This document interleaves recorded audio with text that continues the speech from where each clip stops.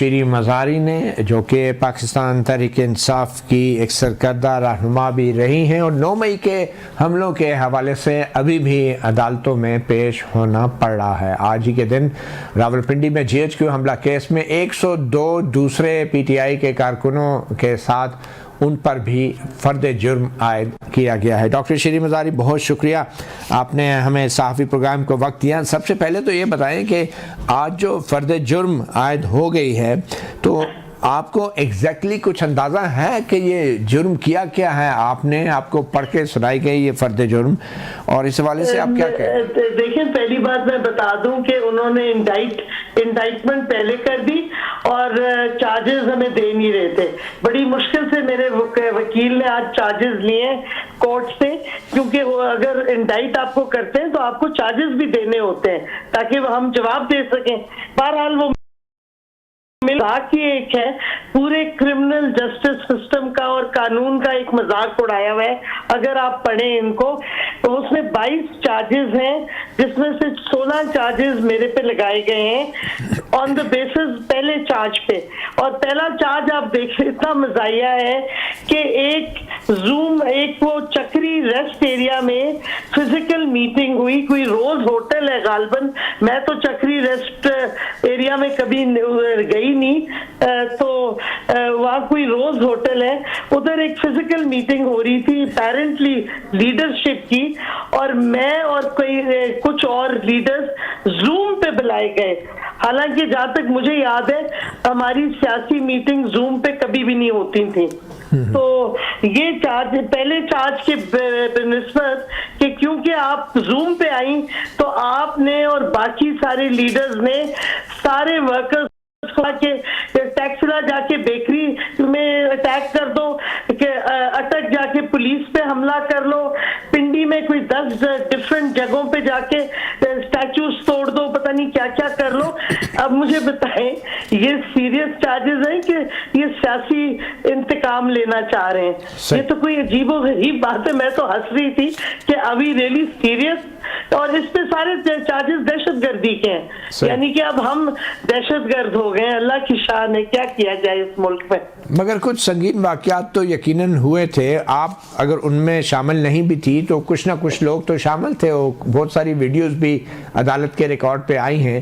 اب سوال یہ پیدا ہوتا ہے کہ آپ جب آپ کی پارٹی، اور معلوم نہیں مجھے یہ کہنا بھی چاہیے کہ آپ کی پارٹی، مگر مذاکرات کا عمل شروع ہو چکا ہے، تو آپ اور آپ کے سینکڑوں جو کارکنان ہیں آپ کے ساتھ کے، جو لیڈران ہیں PTI کے، وہ تو ان مقدمات کو بھگتتے رہیں گے۔ تو آپ کے خیال میں مذاکرات سے کوئی امید رکھنی چاہیے کہ اس سے آپ جیسے کارکنوں اور لیڈران کے لیے بھی کوئی ریلیف ملے گا اس سارے معاملے میں؟ دیکھیں، عام طور پہ جب مذاکرات کہیں بھی ہوتے ہیں ڈفرنٹ پارٹیز کے درمیان، تو پہلے آپ ایٹماسفیئر کریٹ کرتے ہیں ٹرسٹ کا۔ آپ کا ٹرسٹ اسی وقت آئے گا جب آپ لیڈرشپ کو رہا کریں گے، جو سب سے سینئر لیڈرشپ ہے، جب ورکرز جو سیاسی، جیسے اب یہ مجھے بتائیں، میں نے آپ کو مزاحیہ خیز بتا دیا ہے الزام جو میرے پہ ہے، اوروں پہ بھی اس طرح کے ہیں، کہ یہ آپ ہٹائیں اور آپ سیاسی انتقام ختم کریں۔ آپ نے اگر ڈائیلاگ کرنا ہے تو ایک طریقے سے ہوتا ہے نا، یہ تو نہیں کہ بندوق رکھ کے سر پہ تو کہیں باقی بیت کریں، یہ بالکل غلط ہے۔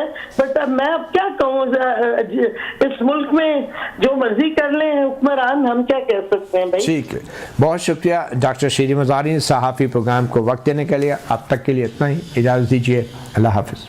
اختیار ولی صاحب تو کم از کم بااختیار ہیں، یہ تو میں کہہ سکتا ہوں۔ مگر اختیار صاحب، یہ آپ کو نہیں لگ رہا کہ عمران خان صاحب نے تو شرائط رکھ دی ہیں کہ کمیشن جو ہے بنایا جائے 9 مئی اور 26 نومبر کے اوپر، اور پھر جو سیاسی قیدی ان کو رہا کیا جائے، اور یہ جلدی ہونا ہے اور یہ پہلے ہوگا؟ تو یہ آپ کو لگ رہا ہے یہ شرائط ہیں یا یہ ایجنڈا ہے؟ تھینک یو ویری مچ متی اللہ بھائی۔ دیکھیں، کبھی بھی مذاکرات جب بھی ہوتے ہیں، اگر یہ جنگ کے حالات بھی ہوں، تو سب سے پہلے آپ کو ٹروپس وڈرال کرنے پڑتے ہیں، آپ کو بندوق کی نالی نیچے کرنی ہوتی ہے، آپ کو میگزینیں نکالنی ہوتی ہے، آپ مذاکرات کی میز پر آنے سے پہلے ایک ماحول بناتے ہیں۔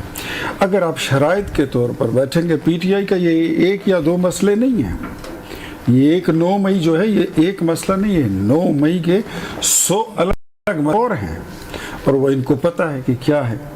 اس پہ جب بھی جوڈیشل کمیشن بنے گا ان کو لینے کے دینے پڑ جائیں گے. تو بنا دیں آپ. وہی کہہ رہا ہوں, ذرا سن تو لینا, میں اپنی بات تو کر لوں. آپ تو ابھی بنانے لگے ہیں. نہیں. اچھا, یہ جب بھی یہ کمیشن بنے گا ان کو واقعی میں لینے کے دینے پڑ جائیں گے. کافی ساری چیزیں ہیں جس کو میں اور آپ کہیں بیٹھ کر بھی ڈسکس کر لیں تو وہ چیزیں ان کے گلے پڑ رہی ہیں, ان کو بھی پتہ ہے. لیکن سچویشن کو ڈراماٹائز کرنا, ہمیشہ حکومت کو الجھائے رکھنا اور پبلک کو انگیج رکھنا, یہ ان کے لیڈر کا وتیرہ ہے اور یہ اس کا سٹائل ہے کہ نیا ڈرامہ کریں گے, نئی واردات کریں گے, نیا انتشار پھیلائیں گے اور پھر بولیں گے جی اب اس پہ کمیشن بناؤ, اب اس کے لیے JIT بناؤ. پوری حکومت کچھ بھی نہ کرے, بس ان کے لیے آپ کمیشن بناتے جاؤ اور JIT نہیں, میں یہ نہیں کہتا کہ ہم نہیں بنا رہے ہیں. ان کا سٹائل آف جو ہے پولیٹکس کا وہ آپ کو بتا رہا ہوں. ٹھیک, سٹائل تو ہے نا. اچھا ہاں, سٹائل ہی ہے اور سمائل ہے, قمیض کی موری, اور کیا, اور تو کچھ ہے ہی نہیں. سٹائل تو حکومت سے بھی ہونا چاہیے نا تھوڑا بہت. 1 کروڑ نوکریاں بھی ہیں, 50 لاکھ گھر بھی ہے, مدینے کی ریاست بھی ہے, نیا پاکستان بھی ہے, ساتھ میں انقلاب بھی ہے. اچھا, بس ساتھ میں یہ بھی ہے کہ آپ بہتر یہ ہوتا, میں بینگ اے ڈیموکریٹ کہتا ہوں, ایک سیاسی کارکن کی حیثیت سے, سیاستدانوں کے پاس ہاتھ میں نہ بندوق ہوتی ہے نہ تلوار ہوتا ہے. سیاستدان جب بھی ان کا جو ٹول ہوتا ہے, ان کا اوزار ہوتا ہے, ان کا اسلحہ ہوتا ہے, وہ ان کا نارہ مستانہ ہوتا ہے. اچھا, نعرہ یہ جو مستانہ 26 نومبر کو نعرہ مستانہ بجا تھا, یہ کس نے کیا تھا؟ یہ جو گولیاں چلی ہیں اور لوگ مرے ہیں اس میں, یہ جو آواز لگی تھی کہ الجہاد, یہ نعرہ مستانہ تھا.